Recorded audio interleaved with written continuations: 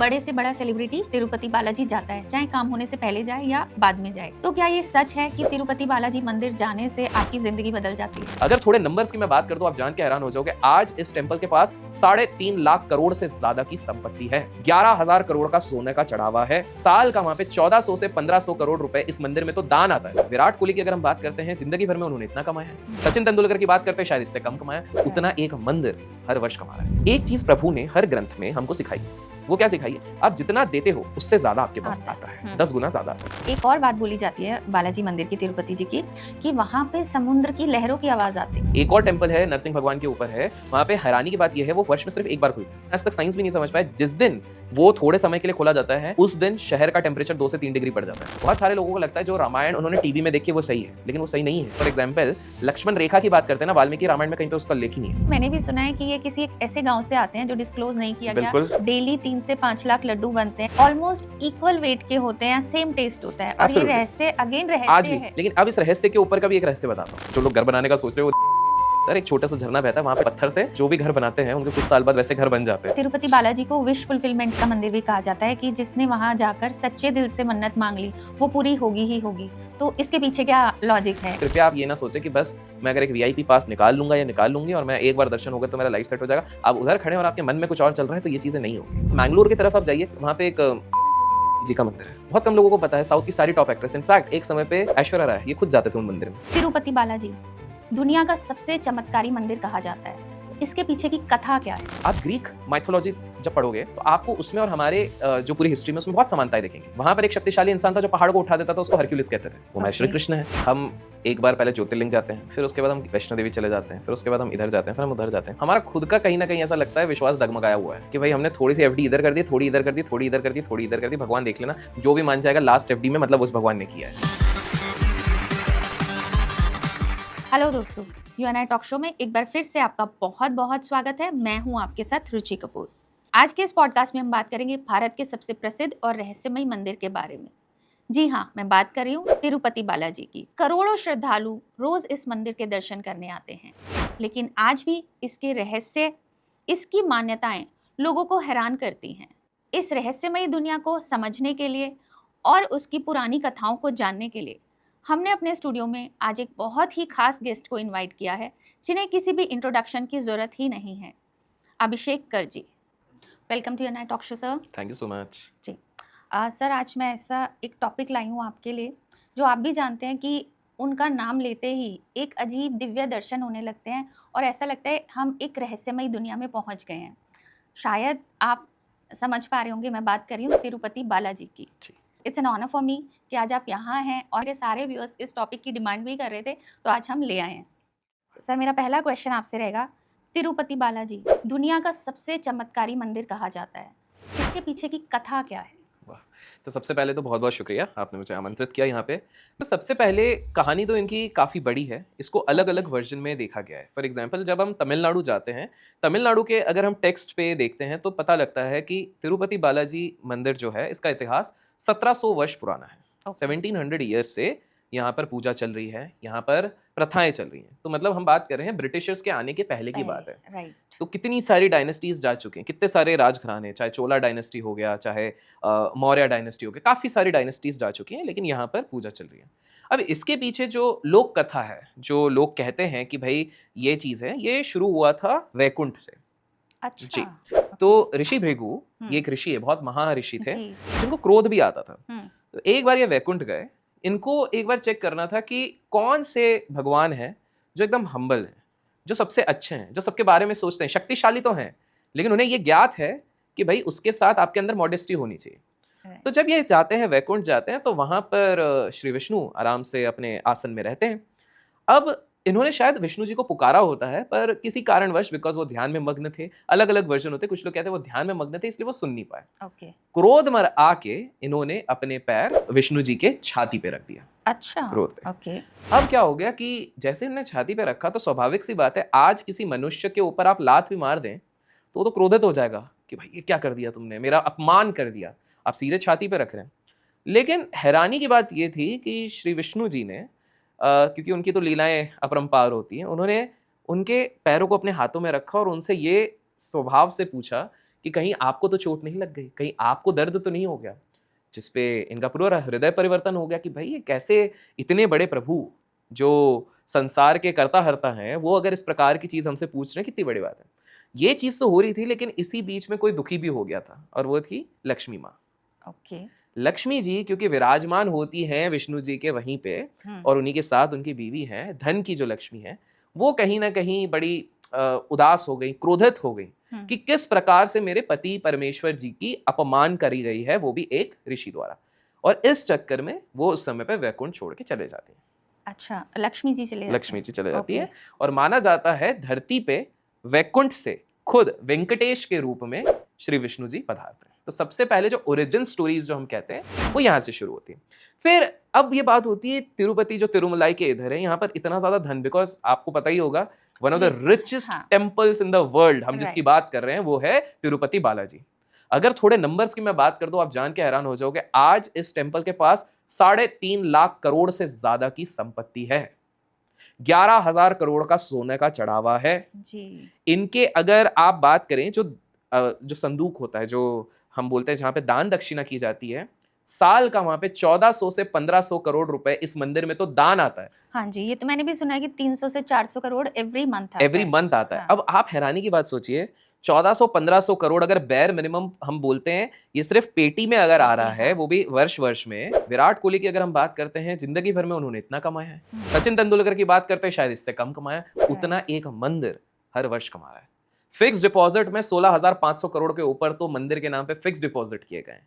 70,000 एकड़ की जमीन है इस मंदिर के नाम पे। तो आप सोच सकते हैं why it is called richest temple of the world. अब यहाँ पर अब लोगों को ये लगता है कि इतना दान दक्षिणा क्यों करते, कोई केश दान करते हैं यहाँ पे, कोई धन दान करते हैं। सोना तो आप खुद ही देखिए, 11,000 केजी का सोना कितना होता है। ये एक मेरे ख्याल से सोना सबसे ज्यादा यहीं दान किया जाता है। बिल्कुल। तो इसके पीछे कोई मान्यता है या जस्ट एक मतलब श्रद्धा है कि सोना दान करने वाले कर मान्यता है। तो जब वेंकटेश जी नीचे आए तो इनका विवाह होता है एक स्त्री से, पद्मावती से। ओके। अब क्या होता है कि जब इन्हें विवाह करना रहता है, बिकॉज ये ना कुछ लेके आए थे, ये नॉर्मल इंसान बन के आए, इनका ना पीछे का कुछ है ना आगे का कुछ, धन है नहीं।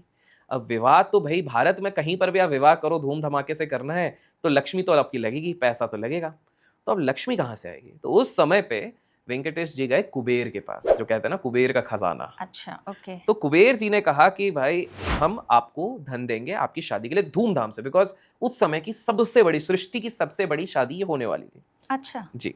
तो उन्होंने कहा कि भाई हम सबसे बड़ी शादी आपको करने का, ये हम जितना धन चाहिए वो आपको मिलेगा, लेकिन बदले में ये पूरा एक फॉर्मल कॉन्ट्रैक्ट होगा जिसमें कि आप ब्याज ले रहे हैं और हर महीने ईएमआई आएगी। इसको सिंपल तरीके से आप समझिए, लोन ले रहे हैं शादी के लिए और ईएमआई जाएगी। अब क्योंकि ये सृष्टि की इतनी सबसे बड़ी शादी रही है, आप सोचिए इतना धन, इतना सोना, हर गेस्ट को इतना कुछ मिल रहा है जितना आज के समय पे तो किसी ने देखा भी नहीं होगा, इतनी बड़ी शादी थी। तो उसके कारण ये कर्ज में चले गए, और माना जाता है इसी कर्ज को उनके जो श्रद्धालु भक्त लोग हैं आज भी उसको चुका रहे हैं। अच्छा, तभी कहा जाता है कि तिरुपति जी आज भी कुबेर जी के कर्जदार है। बिल्कुल बिल्कुल। तो आप खुद समझिए कि वो इतना बड़ा कर्ज है, और इसको माना जाता है कि कलयुग के अंत तक ये कर्ज चलता रहेगा। कलयुग के अंत में जाके खत्म होगा, तो जितना भी सोना वहां पे चढ़ रहा है वो एक तरीके से कर्ज मुआफी के लिए चल रहा है। इससे एक चीज सीखने भी मिलती है, इससे ये सीखने मिलता है कि संसार को जो प्रभु ने बनाया, तो प्रभु ने भी एक चीज कही कि जो सिद्धांत और नियम एक आम इंसान पे लागू होंगे, क्योंकि मैं भी यहाँ पर एक मनुष्य के रूप में आ रहा हूं, एक आम इंसान के रूप में, मुझ पे भी वो लागू होगा। तो कर्ज लिया है तो चुकाना तो पड़ेगा, और कई जन्मों तक। आप देखिए पैरेलल्स देखिए, प्रभु हमेशा हमें एक, जैसे कर्म का सिद्धांत होता है, कर्म का सिद्धांत भी प्रभु हमें सिखा के गए। आप खुद सोचिए, जब कौरव और पांडवों के बीच में युद्ध हो गया था, युद्ध होने के तत्पश्चात जब कौरवों की माँ आती हैं गंधारी जी, और वो कृष्ण को कहती हैं कि हे वासुदेव श्री कृष्ण, तुम चाहते तो तुम इस युद्ध को रोक भी सकते थे, लेकिन तुमने रोका नहीं, और मेरे पूरे कुल का नाश हो चुका है। मैं तुम्हें श्राप देती हूँ, पूरे यादव कुल का भी नाश हो जाएगा, मात्र 30 वर्षों के बाद, 30 या 32 वर्षों के बाद नाश हो जाएगा। और प्रभु ने केवल हाथ जोड़ा, एक माँ के सामने चरण स्पर्श किया, निकले। अब आप खुद सोचिए कि उसी टाइमलाइन के बाद श्री कृष्ण बैठे हैं एक पेड़ के ऊपर अपनी बांसुरी बजा रहे हैं, उस समय पर एक हंटर आता है, वो तीर मारता है, वो तीर सीधे जाके लगता है उनके पांव पे, रक्त बहता है, वो गिर जाता है और उनकी मृत्यु हो जाती है। इतने में वो हंटर आता है और वो बौखला जाता है, वो कहता है मुझसे बहुत बड़ी गलती हो गई है प्रभु, मुझे क्षमा कर दीजिए, मैं ये पाप लेके कैसे जाऊंगा। और श्री कृष्ण उन्हें याद दिलाते तुमने पाप नहीं, ये कर्म का सिद्धांत है। 14,000 वर्ष पूर्व एक और युद्ध हुआ था रामायण का, उस समय पे तुम बाली थे और उस समय पे मैंने छुप के तुम पे वार किया था, क्योंकि उस समय पे वो जरूरत थी, मैं सत्य के तरफ था। और उस समय पे ये एक वादा हुआ था, एक डील हो गई थी तुम्हारे मृत शरीर के साथ कि ये कर्म के बंधन में अब मैं बस गया हूँ, फंस गया हूँ, अब इससे निकलने के लिए मैं एक और जन्म लूंगा, तुम भी एक जन्म लोगे। तो वो बाली ही वो हंटर बना था। अच्छा। और राम जी श्री कृष्ण थे। क्या बात और है। उसके बाद ही देखिए पूरी द्वारका का नाश हुआ, पानी में डूब गई थी क्योंकि श्राप लगा था। तो प्रभु हमेशा, चाहे हम वेंकटेश के रूप में कहें, चाहे हम श्री कृष्ण के रूप में कहें, श्री राम के रूप में कहें, हमेशा से प्रभु ने एक चीज कही है कि भाई अगर इस धरती पे आए हो तो ये जो धरती के सिद्धांत है उसके हिसाब से रहना पड़ेगा जी। एक और अच्छी चीज, क्योंकि आपने कहा कि इसलिए लोग दान करते हैं, उसका एक दूसरा तरीका भी है, दूसरा वे है देखने का। एक चीज प्रभु ने हर ग्रंथ में हमको सिखाई है। वो क्या सिखाई है? आप जितना देते हो उससे ज्यादा आपके पास आता है, 10 गुना ज्यादा आता है। इसलिए आप देखिएगा दुनिया के जितने बड़े बड़े उद्योगपति, हमारे देश के भी जितने बड़े बड़े उद्योगपति, वो तिरुपति बालाजी में कभी 30 किलो सोना चढ़ा रहे हैं। हम अमिताभ बच्चन की बात करें, मुकेश अंबानी की बात करें, अनंत अंबानी की बात करें, बड़े बड़े क्रिकेटर सचिन तेंदुलकर की बात करें, ये सब लोग साउथ के टेम्पल्स में जाते हैं और सोना दान करते हैं। और हाँ, गुप्त दान भी करते हैं। गुप्त दान तो बहुत करते हैं, ये तो वो है जो मीडिया पकड़ लेती है। हाँ। गुप्त दान भी बहुत करते हैं। सबको लगता है क्यों कर रहे हैं? क्योंकि हम सबको लग रहा है कि यार ये तो दिखावा, वो दिखावा नहीं कर रहे हैं। आप समझिए तिरुमलाई में जो ये तिरुपति टेम्पल है, ये साथ में बहुत सारे ट्रस्ट चलाता है, इनके बहुत सारे हॉस्पिटल्स हैं, बहुत सारे स्कूल्स हैं, इनके इतनी सारे ये नेक कार्य भी करते हैं जिसमें ये सारा पैसा जाता है। तो ये लोग इतना देते हैं, इसलिए प्रभु के आशीर्वाद से माना जाता है इनको और 10 गुना, 20 गुना, 100 गुना मिलता है। मेरा ये मानना है इस पे, क्योंकि कुछ लोग ऐसा हो सकता है कि हमारा वीडियो देखने के बाद लाइक करेंगे और सीधे चले जाएंगे, चलो भाई घर पे जो है थोड़ा दान करके आए। नहीं, intention matters more than your action.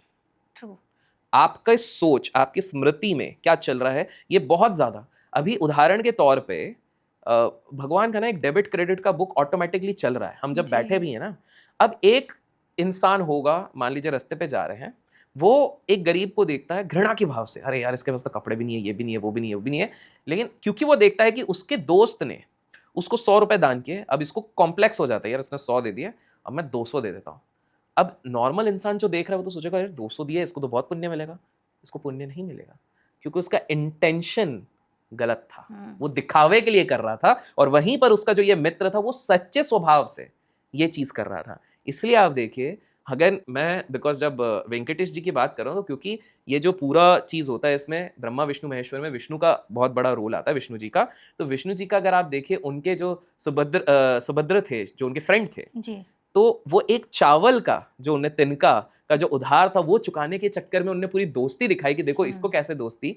तो आप ये समझिए प्रभु हमेशा हमको चीजें सिखाने ही आए थे, बट हम लोगों ने ही गलत। इवन श्री राम की भी अगर मैं बात करता हूँ, तो हम लोगों ने क्या किया, हम बस जब जय श्री राम बोलते तो जो जय श्री राम हर जगह देखते हैं, क्योंकि हम सिर्फ एंगर रूप देखते हैं कि भाई जब वो रावण को माने, भाई वो मर्यादा पुरुषोत्तम राम थे। श्री राम के अगर एट्रीब्यूट्स आपको अपने अंदर लाने, इसका मतलब ये नहीं कि कोई गलत कर रहा हो उसको तीर मारो। आप ये भी सीखो कि माता पिता का कैसे आदर करना है, कि एक बार पिताजी ने कह दिया तो आप 14 वर्ष के वनवास पे चले जा रहे हो। आज के समय में अगर कोई पिताजी भी बोल देना 3 दिन फोन मत चलाओ, तो आप तो भाई मैं खाना नहीं खाऊंगा, प्लेट फेंक दूंगा, ये सारी चीजें हम करने लग जाते हैं। बिल्कुल। तो आप समझिए कि एक तरफ हम जय श्री राम कर रहे हैं, पर क्या हम श्री राम के सारे गुणों को अपने अंदर ला रहे हैं? श्री राम की लॉयल्टी आप देखिए, सीता मतलब सीता, उसके अलावा सूर्पनखा आई, उनको उन्होंने अपने भाई पे शिफ्ट किया, भाई ने नक्स उनका काट दिया, जिसके चक्कर में नासिक बना।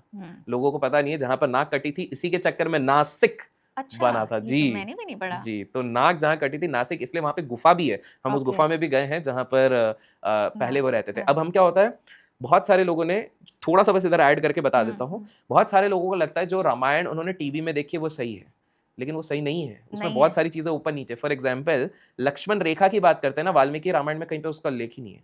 ओके।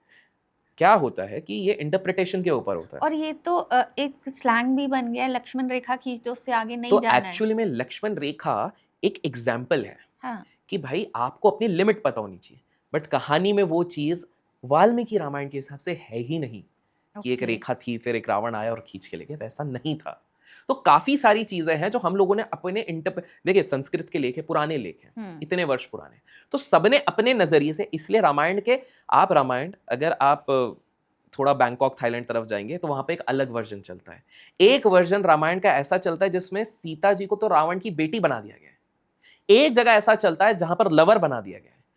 तो आप देखेंगे, आप पूरी सृष्टि में जब घूमेंगे तब आपको, आप खुद सोचिए, विदेश में जाते हैं एयरपोर्ट पे, मतलब हम लोगों से ज्यादा तो ये लोग मानते हैं समुद्र मंथन का वो आइडल बना हुआ है। लोग गेस करेंगे कमेंट्स में कौन से देश की बात कर रहा हूं। वहां समुद्र मंथन बना हुआ है। आपको जान के हैरानी हो जाएगी कि सबसे बड़े मुर्गन, मतलब कार्तिकेय जी का जो मूर्ति है वो हमारे देश में नहीं, विदेश में। सबसे बड़ा गणपति जी की मूर्ति भी वो विदेश में, स्टैंडिंग मूर्ति विदेश में। सबसे बड़े लार्ज स्केल, सबसे expensive Hindu temple after Tirupati भी हमारे देश में नहीं, बाहर है, न्यू जर्सी के इधर। तो आप खुद सोचिए कि ये चीजें बहुत, क्योंकि उस समय पे क्या होता था, भारत तो हम कह रहे हैं, उस समय भारत वर्ष था, सब कुछ जुड़ा हुआ था। साइंस में पढ़ा होगा, टेक्टोनिक प्लेट्स हिले, ये हुए, सालों साल का ये हुआ, सब दूर हुआ, तब सब कुछ एक के अंडर ही आता था। ये मैं उन लोगों के लिए कर रहा हूँ जिनको ये दिमाग में डाउट होता था ना कि भाई सारे भगवान इंडिया में ही क्यों आते थे, क्योंकि तब इंडिया पूरा इतना बड़ा था, भारत वर्ष कहते थे। हम लोगों ने उसको, ये ज्योग्राफिकल लोकेशन किसने बनाया, हम इंसानों ने तो बनाया। मैप में ये बना दो तो ये स्टेट हो गया, ये बना दो वो, उस समय पे तो ये पूरा एक कनेक्टेड वो था। ओके। अगर एक और इंटरेस्टिंग चीज, इससे पहले वापस हम उस हमारे तिरुपति बालाजी जी के तरफ आए, तो मैं आपको बताता हूँ कि आप ग्रीक माइथोलॉजी जब पढ़ोगे तो आपको उसमें और हमारे जो पूरी हिस्ट्री में उसमें बहुत समानताएं दिखेंगी।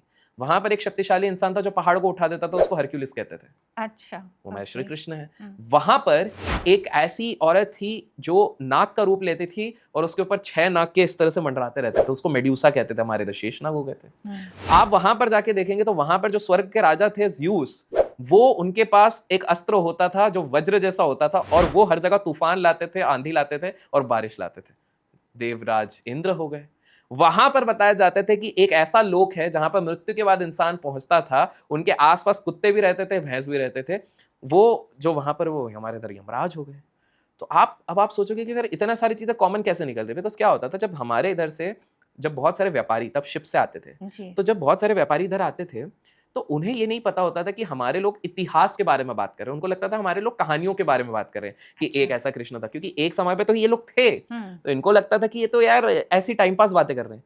अब सोचिए वो जो एक गेम होता है ना, चाइनीज विस्पर, मैं इधर कुछ बोलूंगा फिर इधर आते आधी बात उधर हो जाएगी, फिर और कम और कम, ये सब ट्रांसफर होते होते होते होते वहां पर इस तरह से कहानी। इसलिए आपको दिखेगा कि आप मैक्सिमम, आपको जान के हैरान होगे, जापान में मैक्सिमम भगवान, देवी देवता वहां पर हिंदू ही हैं।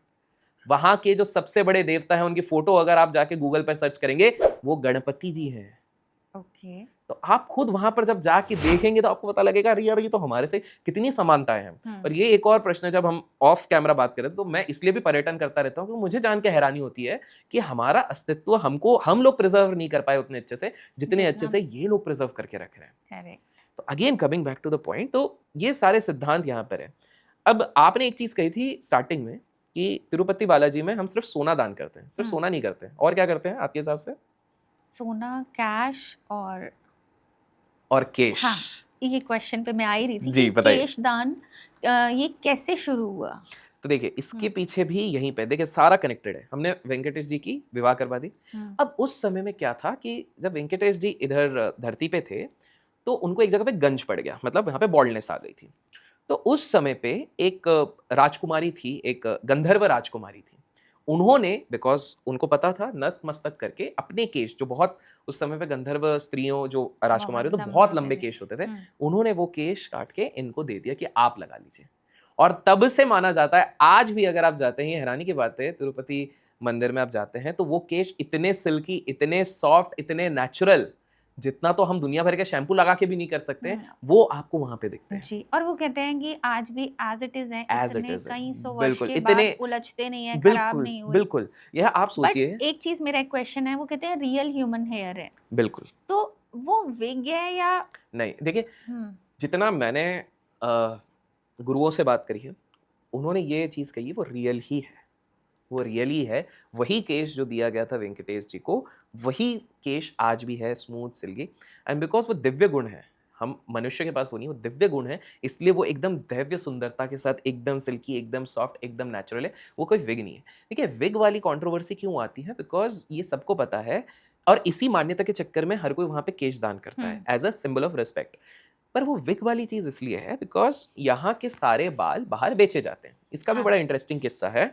तो साल का 350 से 400 करोड़ रुपए इनके पास केश बेच के आता है जितने लोगों का। कुछ लोगों ने बोला भैया तुमने तो बिजनेस बना लिया। नहीं, आप समझिए, इसमें क्या होता है कि जो सबसे हाईएस्ट क्वालिटी इनके पास हेयर्स होते हैं वो 15,000 रुपए पर केजी या कुछ इस हिसाब से जाते हैं और करीब करीब अच्छे खासे टन्स में बेचे जाते हैं। इसको विदेश में, रशिया ले लीजिए, यूरोप ले लीजिए, अमेरिका ले लीजिए, यहाँ पर हाई क्वालिटी हेयर्स के नाम से ये लोग विग्स बनाते हैं और सारी चीजें बनाते हैं। क्यों करते हैं? क्योंकि उनको पता है कि टेम्पल में ये चीज हो रही है एकदम प्यूरिफाइड फॉर्म में, तो एकदम अच्छा है। इस पे एक कंट्रोवर्सी ये हो गई थी कुछ साल पहले कि जो इजराइल के पंडित टाइप आप बोल लीजिए, तो इजरायलियों ने बोला कि भाई हम इसको नहीं अपनाएंगे। क्यों? उनसे पूछा क्यों, उनने केस वेस करने का चल रहा था। उन्होंने बोला यार क्योंकि हमारे इजराइल में ना आइडल वर्शिप, जो मूर्ति वर्शिप है, वो प्रोहिबिटेड है, नहीं करते हैं। तो आप तो भाई बालाजी मंदिर, मतलब आप तो कहीं ना कहीं मंदिर के उससे ला रहे हो। तो उनको बताया गया भाई इसका भी एक प्रॉपर प्रोसेस होता है, मंदिर में भगवान के सामने जाके नहीं कर रही है चीज, उसका एक अलग सा स्पेस है जहां पर ये सारी चीजें करी जाती हैं। तो टेक्निकली ये वो आइडल वाली चीज है नहीं। प्लस उनके पास कोई प्रूफ ही नहीं था, बिना इजराइल से कोई आया हुआ बंदा सिंपल एलिगेशन लगा रहा था, तो वो पूरा फॉल्स निकला और प्रथा आज भी वो चलती है। तो आपको समझना पड़ेगा जो ये केश है वो दान इसलिए होता है as a symbol of respect, वो जो कहानी मैंने आपको बताई है उसके लिए। दूसरा चीज ये रहता है कि लोगों का वही जो मानना है कि कुछ भी यहाँ पर हम दान करते हैं तो हमको 10 गुना ज्यादा मिलेगा, संपत्ति मिलेगी, हमारा अच्छा।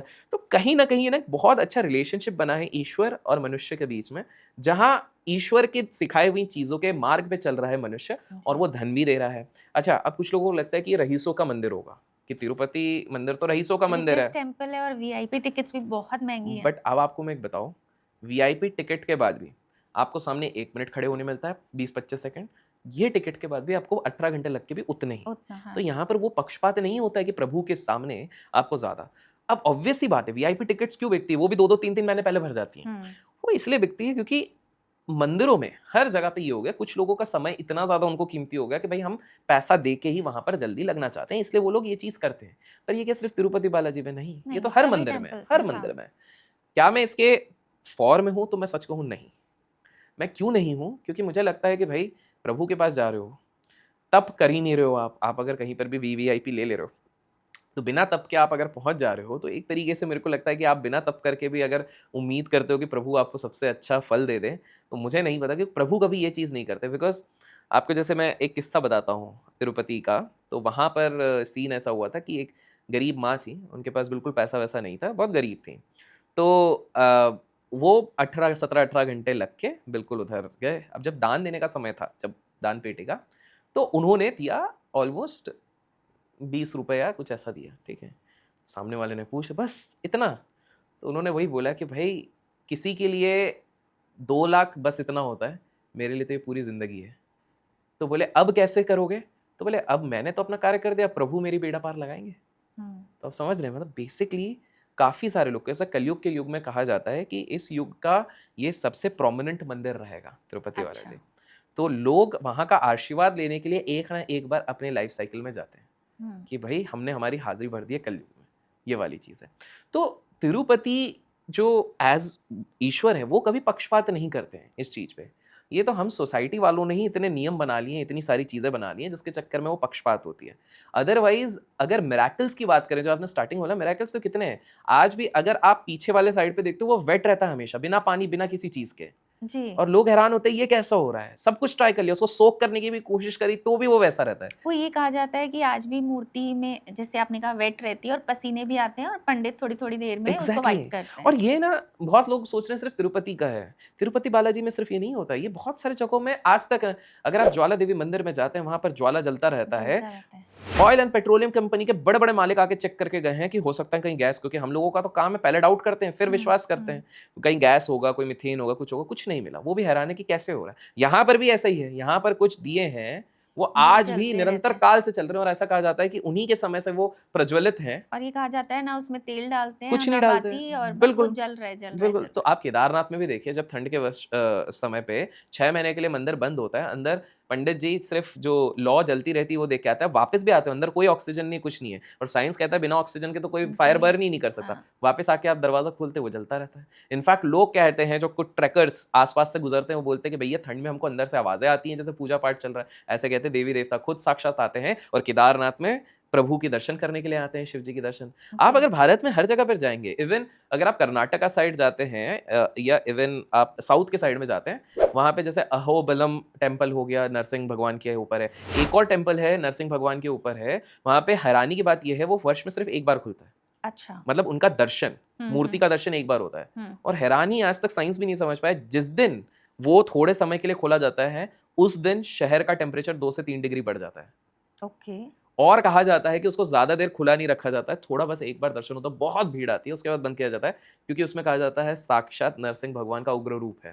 तो वो रूप इतना ज्यादा स्ट्रांग है कि हम इंसान उसको झेल ही नहीं पाएंगे। अगर हमने आधे घंटे तक उनकी आंखों में देख लिया तो आंखें खत्म हो जाएंगी इस तरह से। एनर्जीज ही इतनी स्ट्रांग है।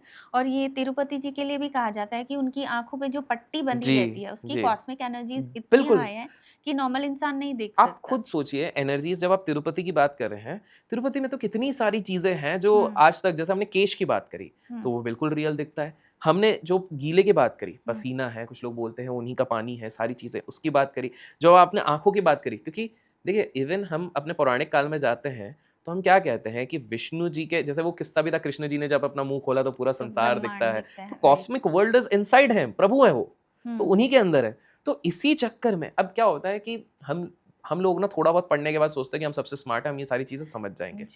भाई साहब, अगर इतना ही समझ में आता तो हम ये जो हमने कुछ चीजें बात करी हम क्यों नहीं एक्सप्लेन कर पा रहे? सब साइंटिस्ट लोग गए, सब कुछ गए, तो भी नहीं है, क्योंकि कुछ चीजें हैं जो बियॉन्ड साइंस है। उसको आप, अब कुछ लोग क्वांटम फिजिक्स का नाम दे रहे हैं, कुछ सुपर नॉर्मल, कुछ पैरानॉर्मल, अलग अलग नाम दिए जा रहे हैं, लेकिन कभी कोई प्रूव नहीं कर पा रहा। इसीलिए आप एक इंटरेस्टिंग चीज देखोगे, जिसका दिमाग बहुत तेज चलता है ना, वो अल्टीमेटली अध्यात्म के मार्ग पे चल जाता है। इस्कॉन में सबसे ज्यादा जो प्रभु, मतलब इस्कॉन में सबको प्रभु कहते हैं, सबसे ज्यादा प्रभु IITians है। अब IITians तो सबसे ज्यादा दिमाग वाले होते हैं, उनको तो भाई नौकरी वोकरी छोड़ के, करोड़ों की संपत्ति छोड़ के क्यों इस्कॉन में हरे राम हरे कृष्ण कर रहे हैं? IITians का तो माना जाता है ना सबसे ज्यादा दिमाग है, क्योंकि इन्होंने दिमाग लगा के दुनिया देख के बहुत जल्दी वो चीजें समझ ली जो शायद आप और मैं भी अभी तक नहीं समझे, और उनको समझ में आ गया अल्टीमेट मार्ग कौन सा है। तो जब 60 साल के बाद जाना ही उस मार्ग पे है तो जल्दी चल लेते, क्या पता अपने डेस्टिनेशन जल्दी पहुंच जाए, मोक्ष की राह पे। तो एट द एंड यही सबका एक रास्ता है। और कलयुग में, बिकॉज हम तिरुपति बालाजी टेम्पल की बात कर रहे हैं, तो ये भी मान्यता कही जाती है कि आप जब इधर का दर्शन करते हैं तो आप अपनी एक साइकिल से निकलते हैं, और आप जो आपके जो पूर्व पाप हैं, पूर्व कर्म हैं, जो गलत कर्म है, वो भी कहीं ना कहीं वॉश आउट होते हैं। मेरा बुलावा नहीं आया अभी तक और मैं जाना चाहती हूँ। देखिए वो तो जब बुलाएंगे तभी जाना हो पाएगा, बट अगर सच्चे मन से, मैंने ये देखा, सच्चे मन से आप प्रभु को जब ध्यान करते हैं, याद करते हैं, आज नहीं तो कल, आप जब सोच भी नहीं, आप बहुत सोच के करोगे ना तो वो चीज नहीं होती। वो अचानक से कभी हो सकता है, आपके परिवार में कोई बोले चलो ये प्लान बन गया, फटाफट ये करना है, और अचानक से बन जाएगा। वो बुलावा जब उनका आता है, ये सभी का है, जब वो बुलावा देंगे। मैं आपको अपना एक छोटा सा किस्सा बताता हूँ। तो मुझे एक जो मुरुगन टेम्पल पे एक पंडित जी मिले थे, और उन्होंने मुझे एक चीज़ कही थी। उन्होंने मुझे देखते ही कहा, पता नहीं इनके अंदर भी दिव्य शक्ति होते हैं, बोले आप 1.5-2 साल से या कुछ समय से कोशिश कर रहे हैं कृष्ण मंदिर जाने का, आपका नहीं हो पा रहा है। तो मैंने बोला बिल्कुल सही बोल रहे हैं, द्वारका पूरा परिवार जा चुका था, मैं नहीं जा पा रहा था, सारे जितने बड़े टेम्पल से मैं नहीं जा पा रहा था। और मैंने बोला, और बोले बार बार आपको शिव बुला रहे हैं, और वही हो रहा था। मैंने 10 वो कर लिए थे, ज्योतिर्लिंग कर लिए थे। मैंने बोला हाँ बिल्कुल सही है। तो उन्होंने मेरे को एक चीज़ कही थी, पता नहीं उन्होंने क्या देख के, होता है कुछ लोग होते हैं, अच्छा जो जिन लोगों में होता है ना, वो कैमरा वैमरा के सामने आते नहीं है, वो बता देंगे, अपने जीवन में रहेंगे और अपना करेंगे। तो उन्होंने कहा कि आपका समय आएगा बहुत जल्द, आप बस तैयार रहिए।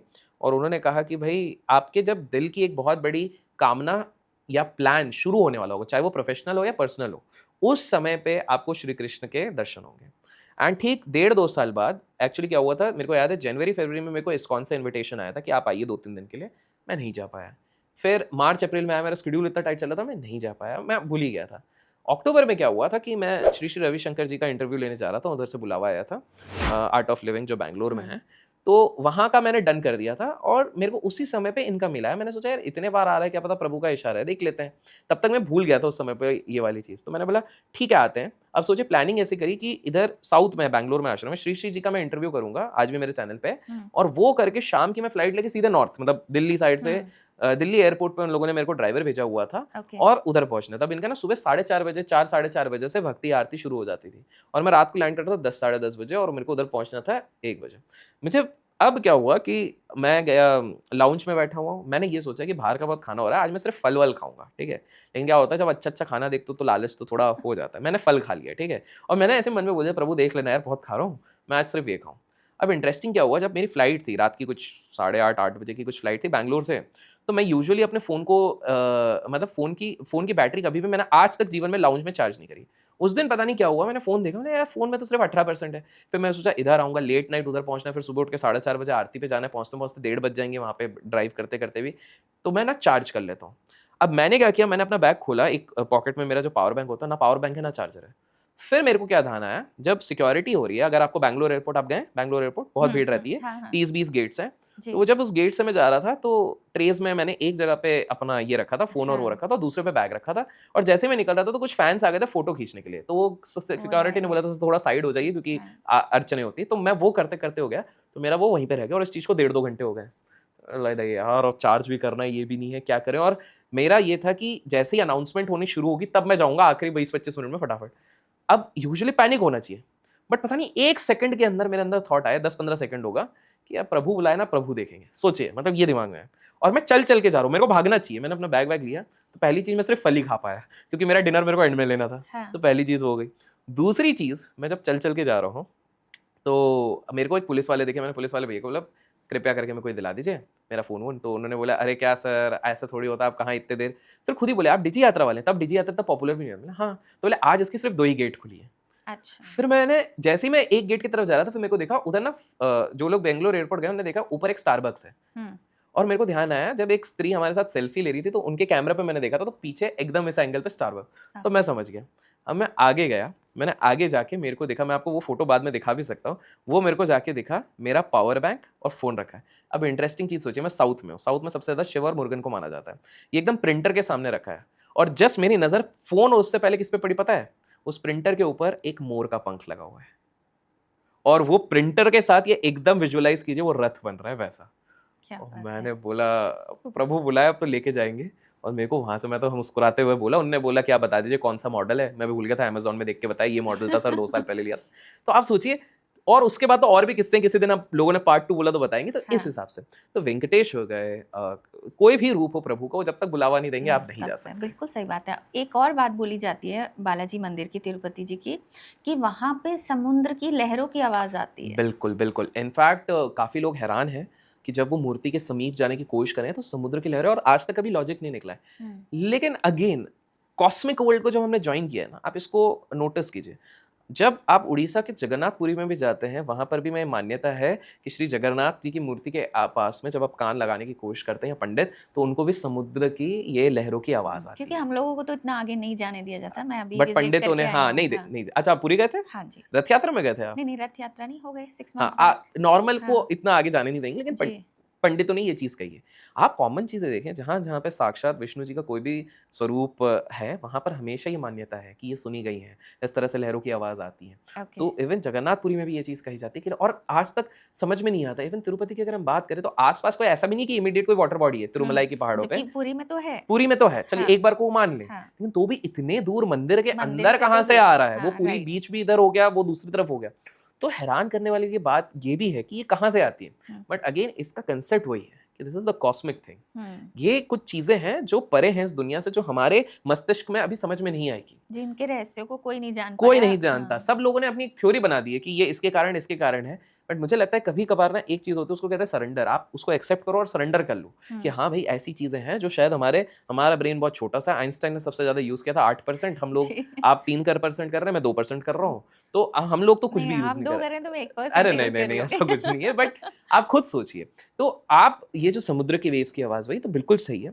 काफी जो पंडित लोग हैं, बाकी लोगों ने भी ये चीज कही है कि ये सारी चीजें होती हैं। अब इस पे लोगों का ये कहना होगा कि ये तो मनगढ़ंत कहानियां हैं, मनगढ़ंत कहानियां ये नहीं होती। मैं बताता हूँ कि अगर तिरुपति में आप कहानियों की बात करें तो एक कहानी है, वो है लड्डू की कहानी जी। वहां पे बाय द वे गूगल ने पहली बार अगर किसी लड्डू वाली चीज के लिए जियो लोकेशन इंडिकेटर, जीआई कहते हैं, जियो लोकेशन इंडिकेटर दिया है, तो वो है ये लड्डू, तिरुमलाई के तिरुपति के लड्डू। क्योंकि इसके बारे में मैंने भी सुना है कि ये किसी एक ऐसे गांव से आते हैं जो डिस्क्लोज नहीं किया गया, बिल्कुल नॉर्मल आदमी वहां नहीं जा सकता। बिल्कुल डेली 3 से 5 लाख लड्डू बनते हैं बिल्कुल और ऑलमोस्ट इक्वल वेट के होते हैं, सेम टेस्ट होता है, और ये रहस्य आज रहस्य भी है। लेकिन अब इस रहस्य के ऊपर का भी एक रहस्य बताता हूँ। ये जो प्रथा है, देखिए मंदिर को स्पॉट किया गया एज पर तमिल स्क्रिप्चर 1700 वर्ष पहले जी। लेकिन जो मंदिर का जो ऑफिशियल उसके बाद 600 एडी के आसपास अगर देखा जाता है, हैरानी की बात है, ज्यादातर मंदिरों को राजा लोग ढूंढते थे, राजा लोग रिकंस्ट्रक्ट, इसको रानी ने किया था एक। अच्छा जी। okay. पल्लव डायनेस्टी में एक रानी थी, राजकुमारी जी थी, उन्होंने इसको सर्च करके किया था। तो पहली बात है, जिन लोगों को लगता है कि सब लोग सिर्फ राजा लोग ढूंढते थे, नहीं, रानियां लोग भी इक्वल भागीदारी रखती थी हिस्ट्री में। अब आपको जान के हैरानी होगी कि 1700 वर्ष पुराना भी अगर हम बात कर लें, और कथाएं तो बहुत पुरानी है, लाखों करोड़ों वर्ष की हैं, पर ये लड्डू वाली जो प्रथा है, ये चालू कब हुई थी? ये लड्डू वाली प्रथा हुई थी 300-305 साल पहले बस। ओके 300 या 305 ईयर्स पहले। इसके पहले वहाँ पे वही पयासम हो गया, उसके बाद आपका जो साउथ की जो डेलिकेसीज होती हैं, जो साउथ का प्रसादम होता है, बस वो मिलता था। ये लड्डू वाला ट्रेंड अचानक से शुरू हुआ है, ये भी मैं आपको बता दूं। जो आपने बात कही बिल्कुल सही कि लड्डू कहाँ से बनता है, एक अलग से गांव में बनता है, एक इस साइज का बनता है, कैसे बनता है? लड्डू के बिजनेस से भी ऑलमोस्ट 500 से 600 करोड़ रुपए का प्रॉफिट आ रहा है वहां पे मंदिर को। ये कैसे क्या हो रहा है किसी को नहीं पता, क्योंकि बहुत लोग फेक बना रहे थे, इसलिए इसको इंस्टीट्यूशनलाइज करके बताया गया कि ये तिरुपति के लड्डू यहाँ से आपको प्रॉपर मिल सकता है। 2008-9 की बात है जब ये सारी चीजें पास ऑन करी गई, लेकिन लड्डू की प्रथा थी नहीं, ये भी मैं आपको बता दूं। लड्डू के पहले केवल साउथ इंडियन जो फूड होता था, रसम और ये सारी चीजें, वो चलती थी। धीरे धीरे धीरे धीरे करके जो भोग मीठा वाला लगता था, उसमें कहीं ना कहीं कुछ राजकुमारों का जब ये चीज चला, तो उसको बनाने की शुरू किया। और माना जाता है इस पे भी, क्योंकि उधर तिरुपति जी का वहां पर आशीर्वाद पड़ा, तब जाके ये प्रथा चालू हुई, और इसलिए इसको पूरी तरीके से सीक्रेट रखा जाता है। बहुत ही मतलब ज्यादा ही रहस्य हैं, जितना हम सोच रहे हैं बियॉन्ड इमेजिनेशन। एक्चुअली ना, मैंने एक चीज नोटिस करी है, जब मैं पूरे इंडिया घूमता हूँ, साउथ में जितने रहस्य हैं वो कहीं नहीं है। अभी मैं बीच में जब मैंगलोर की तरफ से गया था, तो मैं आदि सुब्रमण्य गया था, कुके सुब्रमण्य गया था, तो और भी मतलब बहुत ही ज्यादा मिस्टिकल प्लेसेस हैं यहाँ पे। मैं कुछ ऐसे मंदिर गया हूँ जहाँ पे वाक शक्ति लेने के लिए काफी ज्यादा एस्ट्रोलॉजर्स जाते हैं, और हमारे देश के सब बड़े बड़े पॉलिटिशियन और बिजनेसमैन के जो एस्ट्रोलॉजर्स हैं वो वहीं जाते हैं। जैसे अगर आपने कभी सुना होगा, कुछ एस्ट्रोलॉजर्स हैं जो जो बोलते हैं वो 1 आध साल में सही हो जाता है। हाँ। तो ये लोगों के कुछ सीक्रेट टेंपल में, मैंने उधर कुछ नहीं किया, मैं पहले ही बता दूं। बट हाँ, हैरानी है, क्योंकि मेरे इंस्टाग्राम प्रोफाइल पे एक पिंड है वीडियो, जिसमें मैंने नवंबर 2025 में 6 प्रेडिक्शन किए थे। मैं तो हूँ भी नहीं, और मैंने मजाक मस्ती में किया था, वो 6 के 6 सही हो गए। आपको जान के हैरानी हो कि मैंने उसमें, पता नहीं, मेरे को भी आज तक समझ में नहीं आ रहा, मैंने उसमें कहा था कि एक बहुत बड़ा पॉलिटिकल लीडर है जो बहुत फेमस होगा, वो अचानक से लीडिंग गवर्नमेंट की पार्टी में चले जाएगा, वो हो गया। फिर मैंने कहा था एक नेता है, वो एक जेट क्रैश में उनकी मृत्यु हो जाएगी, प्लेन भी नहीं, चॉपर भी नहीं, उनका जेट में हो गया। फिर मैंने कहा था हमारा देश एक ऐसा आंदोलन देखेगा जो बहुत सालों से कभी देखा नहीं है, जो हिला के रख देगा, वो भी देख लिया। फिर मैंने उसमें कहा था कि विदेश का एक बहुत बड़ा नेता है जो पूरी दुनिया को हिला के रख देगा, नचा के रख देगा, युद्ध विद्ध कर देगा, वो भी हो गया। और अभी उसमें एक और चीज था, एक ऐसा एक्टर है जो 1-2 साल से चल नहीं रहा है, लेकिन अचानक से उसकी मूवी ऐसे चलेगी कि सब लोग उसको देखते रह जाएंगे, जो लास्ट 2 मूवीज उनकी चली है भयंकर वाली। और मैं खुद हैरान हूँ कि भाई क्या हो गया। अब मेरे को डीएम में लोग फाइनेंस और स्पिरिचुअल कम पूछते हैं, ये पूछते हैं भैया मैं एग्जाम में पास हो जाऊंगी क्या, मेरी कुंडली देख लो। तो अब ये चीज है, बट पॉइंट ये है कि और ये मंदिर है कौन सा?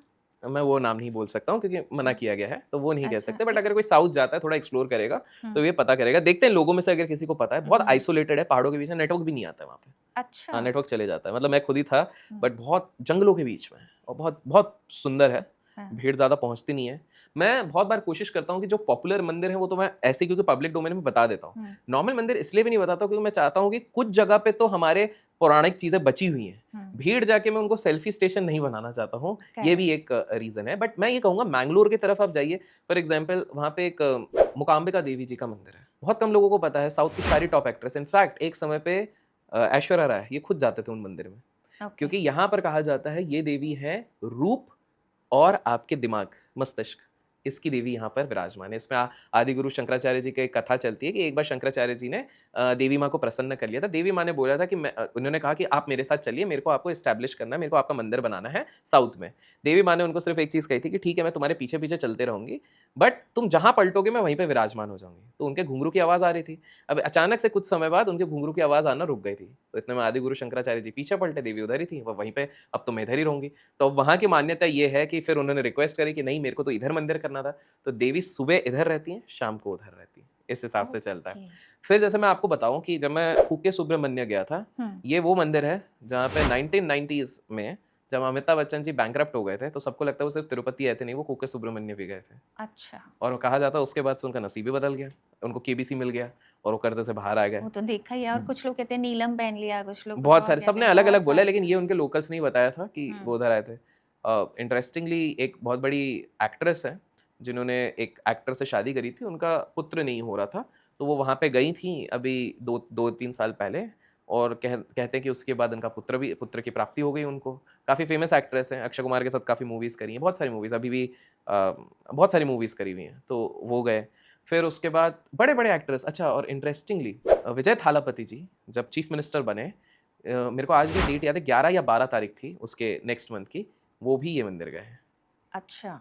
और जिस दिन मैं गया हुआ था, हमारे एक परिचित के साथ गया था, उस दिन भी आई थिंक साउथ के कोई हेल्थ मिनिस्टर या कोई बड़े मिनिस्टर वहाँ पर आए हुए थे। तो मैं वही कह रहा हूँ कि काफ़ी सारी चीज़ें ऐसी हैं जो साउथ में अगर आप जाते हैं ना, और मेरा ये मानना है साउथ वालों ने अपने कल्चर को, नॉर्थ के कोई बुरा नहीं है, मैं खुद नॉर्थ की तरफ से जाता हूँ, लेकिन साउथ वालों ने प्रिजर्व बहुत अच्छे करके रखा है, उनके सिस्टम बहुत अच्छे हैं। जैसे आप इमेजिन कीजिए, जब मैं आदि सुब्रमण्य जा रहा हूँ, कुके सुब्रमण्य जा रहा हूँ, मुकाम्बिका जा रहा हूँ, अंदर फोन अलाउड नहीं है, कैमरा अलाउड नहीं है, तो नहीं है। हमारे इधर तो चलता है, वहां पे सीधे फोन उठा के फेंक देंगे, आपका आईफोन हो कुछ भी हो। इतनी स्ट्रिक्टनेस है। वहां पर एक और प्रथा मेरे को समझ में आई कि जो हम पुरुष लोग रहते हैं, हम ऊपर कुछ पहन नहीं सकते, हमको हटाना ही पड़ेगा। आप बनियान भी नहीं पहन सकते जब आप कुल ग्रह के अंदर जा रहे हो। जी, ये शनि महाराज का भी है, शनि महाराज जी का भी है जी, शनि जी के भी इसमें। हाँ, लेकिन यहाँ पर तो प्रॉपर फॉलो 100% फॉलो किया जाता है। बस धोती रहेगी आपकी और ऊपर कुछ नहीं रहेगा, आप तो ही एंटर करोगे अंदर ग्रह में, वरना आपको नहीं मिलेगा। एक्चुअली वासुकी जो है, कहा जाता है उन्होंने अपनी एस्ट्रल बॉडी यहीं पे छोड़ी थी जब धरती पे। तो आज भी आपको एक अलग अंदर एनर्जी होती है। वहां पर एक स्तंभ लगा हुआ है कुके सुब्रमण्य में सामने, ये जब स्थापित किया गया था इसका कलर अलग था, लेकिन वो अब डार्क होने लग गया, क्योंकि माना जाता है कि वासुकी जी क्योंकि पॉइजन छोड़ते हैं ना, वो तो उनका नेचर है, कुछ भी करें, वो पॉइजन के चक्कर में धीरे धीरे करके डार्क हो गया। बीच में क्या होता था, लोग जब परिक्रमा करते तो बेहोश होते थे क्योंकि वो पॉइजन के चक्कर में, और बाहर निकल के सही होते थे। तो ऐसा माना जाता है कि वहां पर जो बड़े बड़े गुरु लोग और पंडित लोग हैं, उन्होंने कुछ स्थापना करी इसकी, ताकि इस एनर्जी को पैक किया जा सके एक जगह पे, ताकि लोग बेहोश ना हो जाए। तो इस तरह से वहां पर पीछे एक जगह पर है, आदि सुब्रमण्य के इधर एक छोटा सा झरना बहता है, वहां पे लोग पत्थर से कुछ घर टाइप बनाते हैं, जैसे पेबल से बनाते हैं। इंटरेस्टिंगली वहाँ पे जो भी घर बनाते हैं उनके कुछ साल बाद वैसे घर बन जाते हैं। तो जो लोग घर बनाने का सोच रहे हैं वो देख सकते हैं। और ये मेरे को लाइव केस, मतलब देखिए श्रद्धा का विषय होता है, सबका अलग है। मैं उधर जब गया तो वहाँ पे मेरे 2-3 फैंस मिल गए। तो एक जन बोले, अरे आपको भी पता है इसके बारे में? बोला हाँ, हमारे मित्र लेके आए, हम आते रहते। तो उन्होंने बताया कि, मैंने बोला अच्छा आप घर बना रहे हैं? बोले हाँ, 10 साल पहले आया था, तब मैंने एक फ्लैट बनाया था, फ्लैट हो गया। 5 साल पहले आया था, मैंने एक बंगला बनाया था, बंगला हो गया था। अब दोस्त लोगों ने देख लिया, उन्होंने बोला हमको भी करना है, तो वो लेके आ गए। तो मैंने अभी एक थोड़ा और बड़ा बंगला बना के इधर जा रहा हूँ मैं। तो अब ये वही आप सोचिए, इसको कैसे साइंस कैसे जस्टिफाई करेगा, क्या है, कर ही नहीं सकता। तो मतलब काफी सारी चीजें ऐसी होती हैं जो आप सोच नहीं सकते हैं। जैसे मैं वहां पे एक और मंदिर गया था जहां पर कि कहा जाता है कि विष्णु जी ने जब कुर्म अवतार लिया था, तो उसका भी एक अंश वहां पर देखा गया है। और इंटरेस्टिंग पार्ट है, उस कुंड में लोगों को यूजुअली कुछ दिखता नहीं, मैं जब गया था तो मेरे को टॉर्टोइस दिखा है। अच्छा। और वो कुर्म अवतार तो ऐसे, बाय द वे टॉर्टोइस की अगर बात करें, मतलब कहीं ना कहीं अब पता नहीं मेरे को विष्णु जी, जब से वो उन्होंने बोला अब मेरे को विष्णु जी दिख रहे हैं। हाँ। अब मैं ईस्ट अफ्रीका भी अभी जस्ट मैं होके आया हूँ 3 दिन पहले, तो वहां पर भी ईस्ट अफ्रीका में सबसे बड़े कछुए होते हैं। तो मैं एक 140 वर्ष पुराना कछुआ भी देख के आया हूँ, हमारे इसमें था। मोदी जी गए थे हमसे 1 महीने पहले, उनने 190 वर्ष पुराना कछुआ देखा है वहाँ पे, जो इतिहास का अभी तक जीवित सबसे पुराना कछुआ है। तो पता नहीं कछुआ मतलब धन हो सकता है, आएगा, धन लक्ष्मी आएगी, हो सकता है। चलिए, तो बहुत ही अच्छी बात है। और कोई ऐसा रहस्य जो आपने तिरुपति बालाजी मंदिर से रिलेटेड सुना हो और आप भी शॉक्ड हो गए हो सुन के? केश वाली चीज हमने सुनी हुई है, पीछे का जो गीला हुआ वो हमने सुना हुआ है, धन वाली चीजें हमने सुनी हुई है। हमने ना अपमान का एक किस्सा सुना हुआ है। तो ऑलमोस्ट जब ब्रिटिशर्स थे तो उस समय पे क्या हुआ था, उसके बाद से ही कोई भी अपमान नहीं करता है वहाँ पे, बताता हूँ। तो वो ब्रिटिशर को सभी अंधविश्वास लगता था, ये अंग्रेज लोग हैं, इनको क्या समझ में आएगा हमारी संस्कृति। तो ये ब्रिटिशर ना बड़ा इनका बड़ा वो था कि यार ये मंदिर में ना कुछ तो फालतू चीज़ें हैं। तो वो सबके पीछे पड़ गए थे कि मैं यहाँ पे काउंसिल करके बंद करवा दूंगा, मैं पूजा पाठ बंद करवा दूंगा, ये करवा दूंगा। और उन्होंने एक्शन लेना शुरू कर दिया था कि भाई ये सब फालतू की चीज़ें यहाँ पे नहीं चलेगा, जो धन है वो ब्रिटिश सरकार को अब देना शुरू करो, लगान तो भरना पड़ेगा, ये सारी चीज़ें। इंटरेस्टिंगली उन्होंने जैसे ये मुहिम चालू करी, उसके 1 महीने बाद उनका ट्रांसफ़र होता है, ठीक है, उनकी डिपार्टमेंटल ट्रांसफ़र। उसके 2 से 3 महीने बाद उनको रेस्पिरेटरी इश्यूज़ शुरू हो जाते हैं। उनके कुछ महीने बाद उनके लंग्स खराब हो जाते हैं, और उसके कुछ महीने बाद उनकी नौकरी भी चले जाती है और उनके धन भी खत्म हो जाता है। और ये उधर के गांव में इतना ज्यादा प्रचलित हो गया कि भाई प्रभु की जो नीति है उसके बीच में किसी को भी दखल अंदाज नहीं करना चाहिए। तो आप खुद सोचिए, कोई अगर प्रभु का राह रोकने भी आया है, प्रभु की कृपा रोकने आ रहा है, तो वहां पर ये सारी चीजें हो रही है। और अगर आप किस्सों की बात करें तिरुपति बालाजी पे, तो जैसे कि तिरुमलाई पर्वत जो है, अगर आप वहां पर देखते हैं तो वो आपको 6 माउंटेन फिगर्स के हिसाब से देखे जाते हैं। तो वो कहा जाता है बिकॉज विष्णु जी के भी पीछे हमको दिखते हैं शेषनाग टाइप। तो जब प्रभु इधर आए तो एक प्रतिबिंब यहाँ पर भी आई, इसलिए कहते हैं कि शेषनाग का भी एक अंश यहाँ पर विराजमान हुआ है। अच्छा, तो आप, क्योंकि आप देखोगे तिरुमलाई पर्वत के हिसाब से, शेप के हिसाब से देखोगे तो आपको वो सारी चीजें दिखेंगी।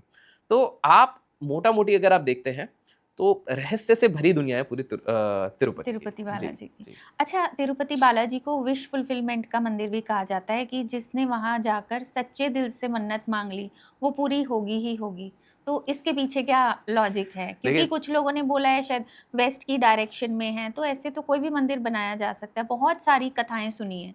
देखिए, इस पे मैंने जो सुना हुआ है वो मैं आपको बताना चाहता हूँ कि तिरुपति मंदिर की अगर हम बात करते हैं, नो डाउट हमारे जो पुराने लोग थे, कारीगर थे, इनफैक्ट ऋषि लोग थे, ये लोग एक नेक्स्ट लेवल का नॉलेज रखते थे। इन लोगों को पता था, देखिए आज जब हम घर बनाते हैं तो हम घर बनाते वक्त ये देखते हैं ना कि भाई ज्योतिषी के हिसाब से इस तरफ कमरा नहीं होना चाहिए, उस तरफ पे नहीं होना चाहिए, मुंह इस तरफ होना चाहिए, बेडरूम का रूम उस तरफ से होना चाहिए। तो उस समय पे जितने भी ऋषि लोग थे उन लोगों को ये सारी चीजें पता थी कि भाई ये सारी चीजें का हमको ध्यान रखना। तो कहीं ना कहीं जो इसका फॉर्मेशन किया गया था, नो डाउट उस हिसाब से फॉर्मेशन किया गया, इसमें कोई दोहरी राय नहीं है कि भाई तिरुपति का एस्टैब्लिशमेंट इस तरह से किया जाए कि जहां पर इसके मंदिर का स्थापना किया गया है, जहां पर मूर्ति विराजमान हुई है, जहां पर ये सारी चीजें हुई हैं, वो उस डायरेक्शन में हो जहां से एनर्जी सारी अलाइंड होती है। That is number 1।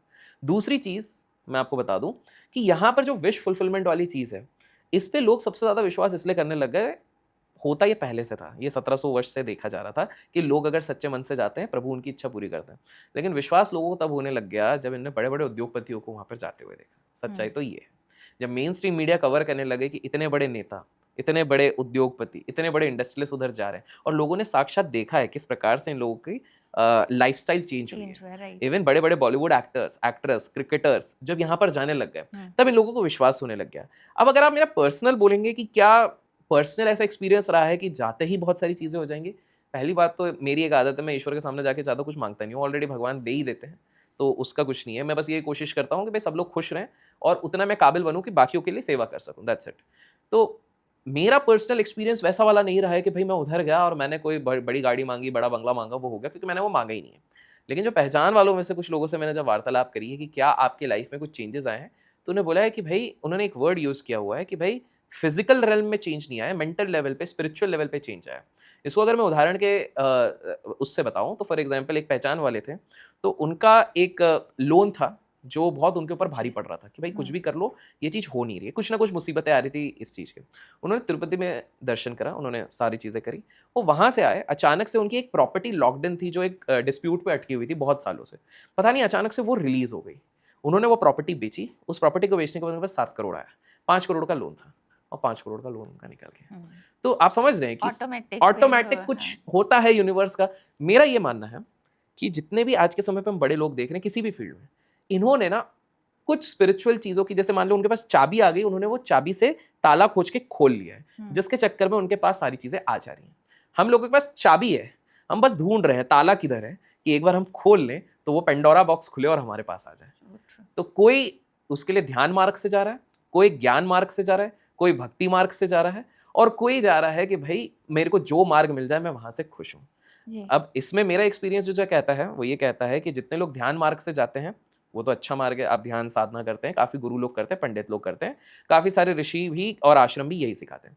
एक होता है भक्ति मार्ग जो मीराबाई ने किया था, जिस इस्तेफा के इस हिसाब की भक्ति और कहीं नहीं दिख सकती है। और फिर होता है ज्ञान मार्ग, जिसमें हम लोग चल रहे हैं, ये सबसे डिफिकल्ट है, क्योंकि ज्ञान मार्ग में हमेशा एक क्वेश्चन आ ही जाता है, अच्छा भगवान ऐसे कर रहे हैं, मतलब ऐसा क्यों कर रहे हैं, अच्छा उधर ही क्यों हो रहा है, हमको जवाब मिलते जाएंगे लेकिन हम कभी सरेंडर नहीं करते। तो ये इसमें क्या होगा, ये सीक्वेंस हमेशा चलता रहेगा, क्योंकि हम हमेशा पूछते रहेंगे। तो अल्टीमेटली जब तक हम सरेंडर नहीं करेंगे तब तक हमको जवाब नहीं मिलेगा। जी। अब एक क्वेश्चन और है मेरा, जो मैंने सुना है कि जो तिरुपति बालाजी में फ्लावर्स आते हैं ऑन डेली बेसिस, वो नीदरलैंड से आते हैं, तो ये सच है कि वहाँ से मंगाए जाते हैं, और ये सच है तो नीदरलैंड से क्यों मंगवाए जाते हैं? देखिए, ये जितना मैंने एक्सपीरियंस किया, ये एक थ्योरी बना दी गई है कि सारे फूल नीदरलैंड से लाए जाते हैं, ऐसा कुछ नहीं है। वो प्योरिटी के हिसाब से कि वहाँ के फूल उस स्ट्रक्चर के हिसाब से, ज्योमेट्रिकल एंगल, ये सारी चीज़ें वो सब लेके आए। जो मेरा अनुभव कहा जाता है, कुछ कहानियाँ बस बना दी गई हैं, जिसके चक्कर में जो सच्चाई और जो असत्य चीज़ है, उसके बीच की लाइन ब्लर हो गई है। ऐसा नहीं है कि तिरुपति बालाजी में नीदरलैंड से ही फूल लाए जा रहे हैं, वो इंडिया से ही आ रहे हैं, नीचे से ही आ रहे हैं। यस, एक समय था जब वहां से भी फूल आते थे, बट वो ऐसा नहीं था कि वो हर दिन के नीदरलैंड्स के ही फूल आते थे। एक समय पे आते थे, उस समय पे प्रभु को प्रसन्न करने के लिए वो चीज थे। लेकिन ये जो कथा एक चला दी गई है कि नीदरलैंड से रोज फूल आ रहे हैं और वो ईश्वर को प्रसन्न करने के लिए, वो लोक कथा का, हाँ, वो मिथ है। जी जी। अभिषेक जी, एक मैंने और चीज सुनी है और देखा भी है कि बड़े से बड़ा सेलिब्रिटी तिरुपति बालाजी जाता है, चाहे काम होने से पहले जाए या बाद में जाए, और बहुत लोग भी जाते हैं और उनके दिल में बहुत आस्था है। तो क्या ये सच है कि तिरुपति बालाजी मंदिर जाने से आपकी जिंदगी बदल जाती है? तो ये बिल्कुल सत्य है, बट जहाँ से हमने ये इंटरव्यू शुरू किया था, पॉडकास्ट, बात उधर ही आती है। नियत आपकी क्या है, उस पर डिपेंड करता है। आप इसको इस प्रकार से समझिए कि ईश्वर से हर कोई सिर्फ चीज़ें मांग रहा है, बदले में जो भक्ति चाहिए ईश्वर को प्रसन्न करने के लिए, वो शायद वो नहीं दे पा रहे हैं। आप खुद सोचिए कि अगर कोई सच्चे मन से वहाँ पे जा रहा है, चाहे सेलिब्रिटी जा रहा है, कई आम इंसान जा रहा है, कोई भी जा रहा है वहाँ पे, वो अगर केवल लालच के मन से जाता है तो प्रभु उसकी नहीं सुनेंगे। बिकॉज आप सोचिए, उसको अगर नॉर्मल हिसाब से भी देखिए, प्रभु को रोज करोड़ों रिक्वेस्ट आ रही हैं कि हमारा ये कर दो, हमारा वो कर दो, हमारा। प्रभु को भी तो फिल्टरेशन लगाना पड़ेगा, तो वो फिल्टरेशन में वही लोगों की रिक्वेस्ट निकलेगी जो सच्ची आस्था, सच्ची श्रद्धा के साथ आ रहे हैं। एक और चीज़ क्या हो जाती है, अब ये लोगों को थोड़ा सा अजीब लगेगा लेकिन ये सच्चाई है। क्या होता है कि हम एक बार पहले ज्योतिर्लिंग जाते हैं, फिर उसके बाद हम वैष्णो देवी चले जाते हैं, फिर उसके बाद हम इधर जाते हैं, फिर हम उधर जाते हैं, फिर उधर जाते हैं। हमारा खुद का कहीं ना कहीं ऐसा लगता है विश्वास डगमगाया हुआ है कि भाई हमने थोड़ी सी एफडी इधर कर दी, थोड़ी इधर कर दी, थोड़ी इधर कर दी, थोड़ी इधर कर दी, भगवान देख लेना, जो भी मान जाएगा लास्ट एफडी में, मतलब उस भगवान ने किया है, सिंपल। पर मेरे को लगता है ये गलत तरीका होता है। जो सच्चे भक्त होते हैं ना, आप अगर प्रेमानंद जी महाराज की बात करें तो वो सिर्फ राधा रानी करते हैं। सदगुरु की बात करें, ऑल्दो एक्सप्लिसिटली नहीं बोलते, लेकिन अगर आप कोयम्बटूर में उनके आश्रम जाएंगे तो हर जगह शिव के अंश दिखेंगे। अच्छा। आपको हर जगह सर्प दिखेंगे, शिव दिखेंगे, आदि योगी कहते हैं वो। अगर आप इस्कॉन में जाएंगे तो वो सिर्फ कृष्ण की बात करते हैं। वो ये नहीं कहते कि बाकी धर्म गलत हैं या बुरे हैं, बट वो सिर्फ श्री कृष्ण की बात करते हैं। तो आप ये चीज़ नोटिस कीजिए कि जितने भी ये लोग अपने आध्यात्म के सफ़र में आगे बढ़ रहे हैं, उनका फोकस बड़ा क्लियर है।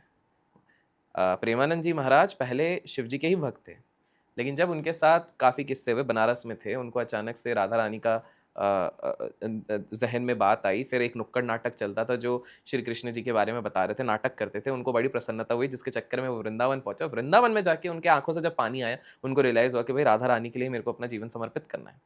तो आप ये देखिए कि सब में जितने लोग सिद्ध हुए हैं, सिद्ध पुरुष हुए हैं, वो कहीं ना कहीं किसी एक को लेके ही उस पर पूरी तरह से उन्होंने अपने जीवन को अर्पण किया हुआ है। अगर आप स्वामी विवेकानंद जी के भी गुरु जी की बात करें तो रामकृष्ण जी भी कहीं ना कहीं माँ काली के ही भक्त हैं। उनकी आस्था आप खुद देखिए कि माँ काली के दर पे वो बैठे हुए हैं कि माँ काली तुम मुझे दर्शन क्यों नहीं दे रही है, माँ मुझे दर्शन क्यों नहीं दे रही, अगर तुम दर्शन नहीं दोगे तो मैं अपने आप की बलि यहाँ पे चढ़ा दूंगा। वो दौड़ते हैं, माँ काली के हाथ में जो अस्त्र रहता है उससे लेके अपने आप को मारने में, उतने में ही माँ काली उन्हें दर्शन दे देती है कि भाई तुम्हारे जैसा भक्त मैंने नहीं देखा। तो आपको ये समझना पड़ेगा कि सेम तिरुपति बालाजी पे भी होता है। आप अगर इसे एक वेकेशन पॉइंट समझ के जा रहे हो तो आपका इंटेंशन ही गलत है कि हाँ भाई, एक वो जो बहुत लोग ना, दुख की बात है, पहले मैं भी ऐसे ही चलता था, बहुत लोग एक चेक लिस्ट के हिसाब से चलते हैं, ये कवर हो गया, ये कवर हो गया, ये कवर हो गया, ये कवर हो गया तो पुण्य हो गया। मेरा ये मानना है जब कुंभ हुआ था बहुत ही पावन था। मैं जब कुंभ अनाउंस नहीं भी हुआ था, जब पता था कि होने वाला है, मैं बहुत एक्साइटेड था। अनफॉर्चुनेटली मैं नहीं जा पाया। फॉर्चुनेटली मैं नहीं गया। मैं बताता हूँ क्यों। मैं गई थी क्यों आप गए थे? जी। कितनी भीड़ थी आप बताइए। बहुत रश, अब मुझे बहुत ज्यादा। एक सिंपल सी चीज बताइए कि जब आप गए थे तब पूरे समय पे जब आप वहां पे थे, सच सच बताइए, क्या आपका पूरा मन शांत था या कभी कुछ चला अरे बहुत भीड़ है, अरे धक्का हो रहा है, थोड़ा नहीं, बहुत आ हम रहा लोग था? काफी परेशान हुए, इनफैक्ट पहुंचने में भी बाय रोड 20 आवर्स लगे हम। और परेशानी हाँ, चल रही थी, अपनी हम सब कार ने से ही देखा। गए थे, बट जब हम उधर पहुंचे वहां पहुंचे और पानी में हम खड़े हुए, तो वो वर्थ उस लगा। टाइम वर्थ लगा और मन पूरी तरीके से शांत था। तो मैंने वही शांति अपने घर पे ही विराजमान प्रभु के सामने बैठ के अर्पण कर लिया।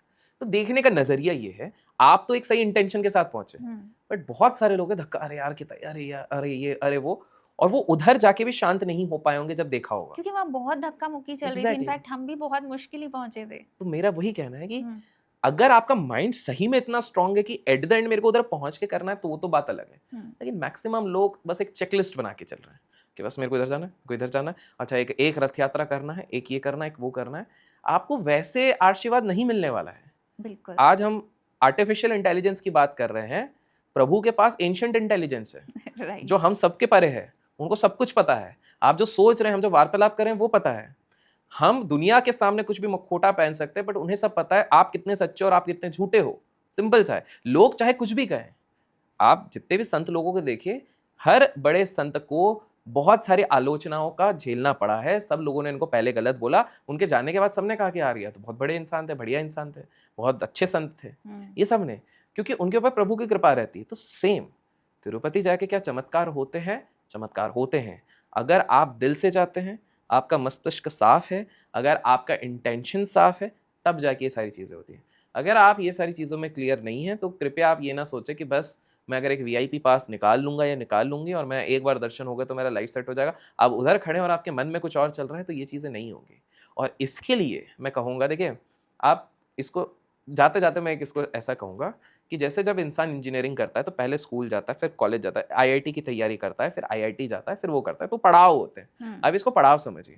जब तक आप अपने मन को साफ नहीं कर लेते हो, जब तक आप घर के मंदिर में अपने आप को अच्छे से दर्शन प्रभु के नहीं ले लेते हो, जब तक रोज उनके लिए शुक्रगुजार नहीं हो जाते हो, तब तक आप फाइनल स्टेज पे भी जाओगे तो आईआईटी की परीक्षा में बैठ तो जाओगे आप, लेकिन उत्तीर्ण नहीं हो पाओगे। तो बहुत आवश्यक है कि आप एक स्टेप बाय स्टेप अपने आप को मैच्योर करो, माइंड को मैच्योर करो, ताकि आप जब उस स्थान पे पहुंचो बड़े मुश्किल से, जब आप तिरुपति जी के सामने पहुंचो, तब वेंकटेश जी के सामने पहुंचो, तो आपके जब हाथ बंद हो, तब मन शांत हो और ये चीज़ हो। इसलिए आप देखोगे बहुत सारी चीज़ें हमारे इधर साइंटिफिकली हुई है। मंदिर में जो घंटी लगाई जाती है, वो जिन एलिमेंट से बनी जाती है, उसको जब आप 3 बार रिंग करते हैं तो आपके सारे सेंसेस को वो एकांत कर देती है, आपके मन को शांत कर देती है, आप फोकस हो जाते हो। मंदिर के अंदर जो सारी चीज़ें होती हैं, हम लोगों को लगता है कि क्यों बनाया है, सारी चीज़ें, जो कैम्फर का खुशबू होता है, बाय द वे कैम्फर भी, जाते जाते जो लोग इधर तक टिके उनको बता दूं कि वेंकटेश जी पे जब कैम्फर का भी लगाया जाता है वहां पे तिरुपति पे, यूजुअली देखा गया कि आइडल्स सड़ने लगते हैं, जो स्क्रिप्चर्स होते हैं सड़ने लगते हैं, पत्थर क्रैक हो जाते हैं, लेकिन यहाँ पर कुछ नहीं होता। तो आप खुद सोचिए, जब मंदिर जाते हैं वहां पे क्या होता है, घंटी बजती है जिससे आपके हियरिंग, जो एक सेंस है, उसको कंट्रोल कर लिया जाता है। कैम्फर हो गया तो आपके यहाँ पे स्मेल वाला सेंसेशन हो गया। जब आप पूजा देख रहे हैं तो आई वाला आपका सेंसेस वहां पर इंक्लूड हो गया। जब आप हाथ यूज करें तो आपकी बॉडी वाला आपका